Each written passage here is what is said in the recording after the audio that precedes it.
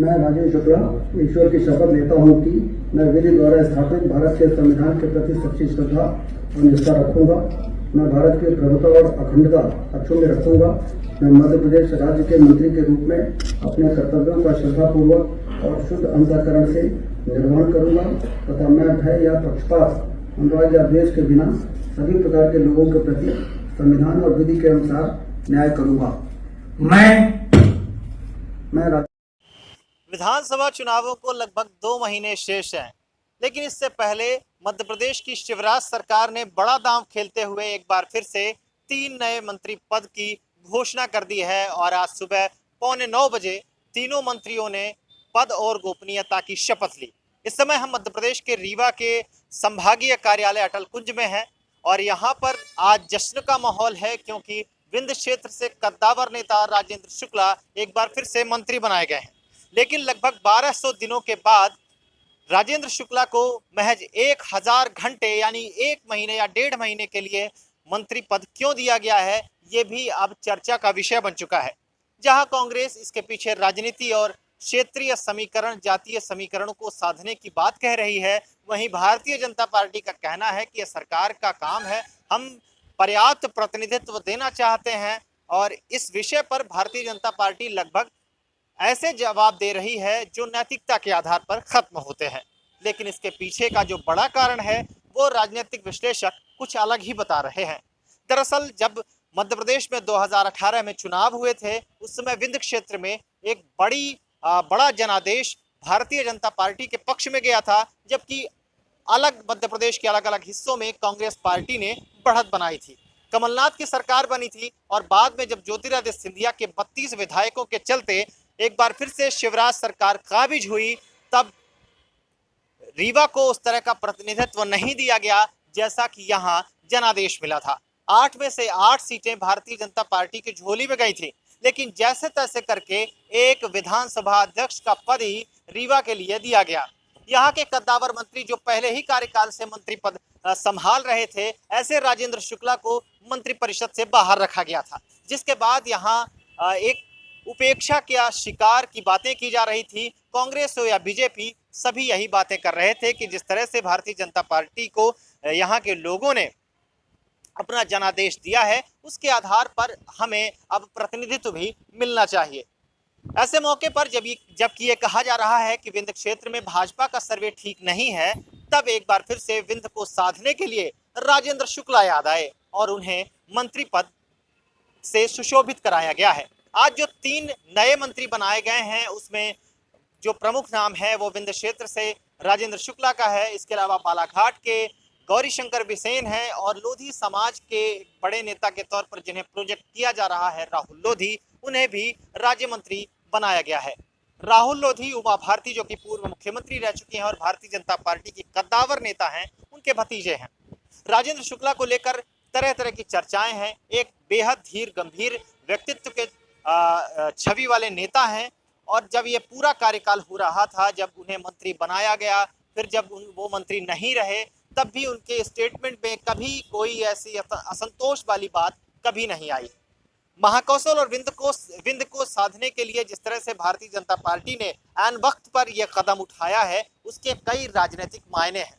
राजेंद्र शुक्ला से जब यह बात पूछी जाती है कि आखिर 1.5 महीने का जब समय बचा था, ऐसे में मंत्री पद बनाया जाना, मंत्री आपको बनाया जाना, इसको आप किस तरह से लेते हैं, क्या ये अब देर नहीं हुई है? तब उन्होंने पत्रकारों से ये कहा है कि हमारी पार्टी कोई भी निर्णय सही समय पर लेती है और मंत्री पद का यही सही समय है। अब ये सही समय के कई मायने हैं। ये सही समय चुनाव के लिए है, ये सही समय राजनीतिक समीकरणों को साधने के लिए है, ये सही समय विंध्य को एक बार फिर से प्रतिनिधित्व का लॉलीपॉप देकर उसकी जनता को अपनी ओर लाने का है, ये सही समय चुनाव का है। ये तो अब जनता ही तय करेगी, लेकिन इसके पीछे के मायने काफ़ी बड़े हैं। इस समय हम जिस भाजपा कार्यालय में हैं, यहाँ थोड़ी देर पहले जश्न मनाया गया, पटाखे फोड़े गए, मिठाइयाँ बांटी गई, लेकिन कार्यकर्ताओं के मन में एक बात ये भी रही कि ये जश्न हमें पहले ही मना लेना चाहिए था, तब हमें पर्याप्त प्रतिनिधित्व नहीं दिया गया था। इस सवाल को जब भी मुख्यमंत्री से पूछा गया, वह हमेशा टालते नजर आए। जब पहली बार सरकार बनने के बाद चौथी बार जब हमारी पार्टी कोई भी निर्णय सही समय पर लेती है और मंत्री पद का यही सही समय है। अब ये सही समय के कई मायने हैं। ये सही समय चुनाव के लिए है, ये सही समय राजनीतिक समीकरणों को साधने के लिए है, ये सही समय विंध्य को एक बार फिर से प्रतिनिधित्व का लॉलीपॉप देकर उसकी जनता को अपनी ओर लाने का है। ये सही समय चुनाव का है, ये तो अब जनता ही तय करेगी, लेकिन इसके पीछे के मायने काफी बड़े हैं। इस समय हम जिस भाजपा कार्यालय में हैं, यहाँ थोड़ी देर पहले जश्न मनाया गया, पटाखे फोड़े गए, मिठाइयां बांटी गई, लेकिन कार्यकर्ताओं के मन में एक बात यह भी रही कि ये जश्न हमें पहले ही मना लेना चाहिए था, तब हमें पर्याप्त प्रतिनिधित्व नहीं दिया गया था। इस सवाल को जब भी मुख्यमंत्री से पूछा गया, वह हमेशा टालते नजर आए। जब पहली बार सरकार बनने के बाद, चौथी बार जब सरकार बनने के बाद पहली बार वो रीवा आए थे 26 जनवरी के कार्यक्रम में, तो 25 जनवरी को ये सवाल गुड मॉर्निंग की तरफ से उनसे पूछा गया था कि इतने बड़े जनादेश देने के बाद भी यहाँ वो पर्याप्त प्रतिनिधित्व क्यों नहीं दिया जा रहा है।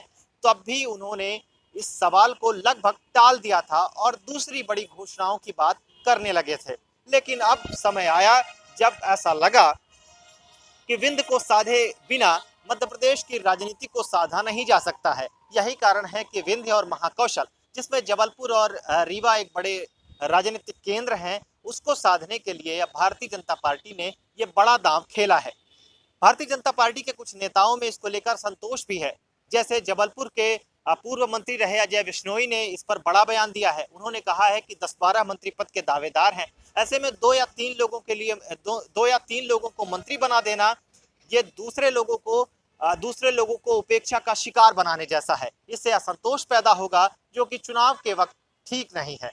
लेकिन अजय बिश्नोई, जो लगातार सरकार पर सवाल उठाते रहे हैं, अपने ही संगठन पर सवाल उठाते रहे हैं, उनकी इस बयान को कोई तरजीह नहीं दी गई। अब देखना है कि अब ऐसे मौके पर जब राजेंद्र शुक्ला को मंत्री बनाया गया है, विंध्य को प्रतिनिधित्व देने की बात कही गई है, इसको जनता किस तरह लेती है। वैसे अगर एक आंकड़े की बात करें तो लगभग 1000 घंटे के लिए मंत्री बनाए गए हैं।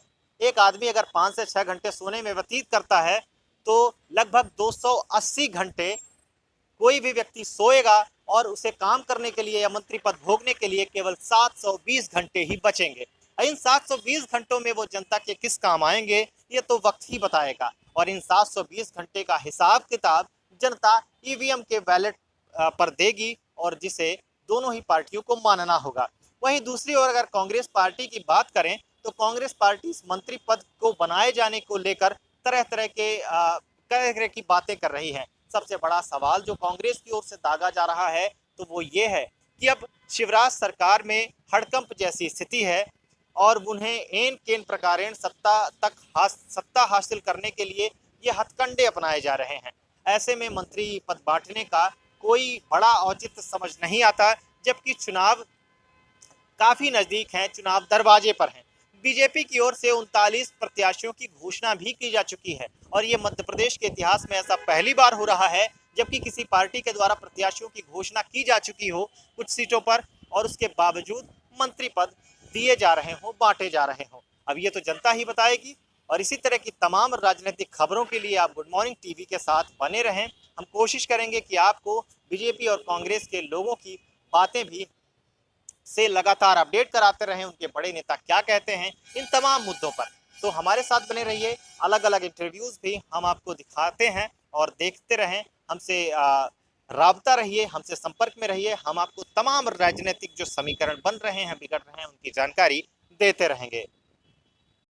जबकि 1280 दिनों बाद जब जिले को मंत्री पद मिल ही गया है, तो ऐसे में भारतीय जनता पार्टी के जिलाध्यक्ष अजय सिंह का क्या कहना है, क्या उनकी टिप्पणी है और पार्टी कार्यकर्ताओं में किस तरह का जोश, उत्साह और कार्यकर्ताओं में किस तरह की एक नई उत्साह विकसित होगा आगामी चुनावों को लेकर, इस पर हम चर्चा करेंगे। और हमारे साथ इस समय है भारतीय जनता पार्टी के जिलाध्यक्ष डॉक्टर अजय सिंह।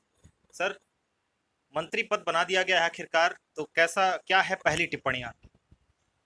पहले तो भारतीय जनता पार्टी जिला रीवा को मध्य प्रदेश सरकार में एक प्रतिनिधित्व मिला है, उसके लिए मैं मध्य प्रदेश के यशस्वी मुख्यमंत्री शिवराज सिंह जी चौहान, भारतीय जनता पार्टी के प्रदेश अध्यक्ष आदरणीय विष्णुदत्त जी शर्मा, हमारे पार्टी के संगठन महामंत्री आदरणीय हितानंद जी शर्मा के साथ ही प्रदेश एवं केंद्रीय नेतृत्व का आभार प्रकट करना चाहूंगा कि हमारे रीवा जिले को प्रदेश सरकार में एक प्रतिनिधित्व मिला है। कितना जोश और कितना ये कार्यकर्ताओं के लिए एक संजीवनी बूटी का काम करेगा, जबकि प्रतिनिधित्व से हमेशा जूझ रहा था ये जिला, और आखिरी जबकि चुनाव एकदम नजदीक है, तो इस पर आप क्या विचार रखते हैं? नहीं, प्रतिनिधित्व से जूझ रहा था ऐसा तो मैं नहीं मानता हूँ। रीवा जिले से हमारे स्पीकर हैं, विधानसभा के माननीय अध्यक्ष हैं।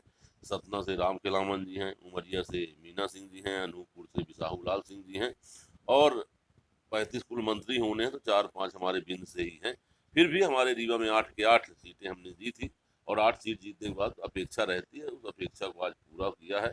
बाकी मंत्रिमंडल में किसे रखना है किसे नहीं रखना है, माननीय मुख्यमंत्री जी का विशेषाधिकार, इसलिए मैं मुख्यमंत्री जी को एक बार पुनः बधाई दूंगा। निश्चित तौर पर रीवा जिले को प्रतिनिधित्व मिला है, रीवा विधानसभा को प्रतिनिधित्व मिला, कार्यकर्ताओं में उत्साह है। हर कोई चाहता है कि हमारा प्रतिनिधि विधायक बने, मंत्री बने, तो निश्चित तौर पर कार्यकर्ताओं में उत्साह है और बहुत खुशी है। जबकि पूरे भाजपा कार्यालय में ही जश्न का माहौल है, ऐसे में युवा अध्यक्ष भारतीय जनता पार्टी के युवा मोर्चा के अध्यक्ष शिवेंद्र शुक्ला जी हैं, और उनसे बात करते हैं कि इस विषय पर क्या है, युवाओं की सोच क्या है। निश्चित रूप से देखिए, आज भारतीय जनता पार्टी के कार्यकर्ताओं में उत्साह का माहौल है। हमारे समूचे विंध्य के कार्यकर्ताओं में उत्साह का माहौल है, और भारतीय जनता पार्टी के कार्यकर्ता अथक प्रयास करके यहाँ 8 सीटें जिताई थी, और आज पुनः हमारे विंध्य को एक नई सौगात मिली है, रीवा को नई सौगात मिली है।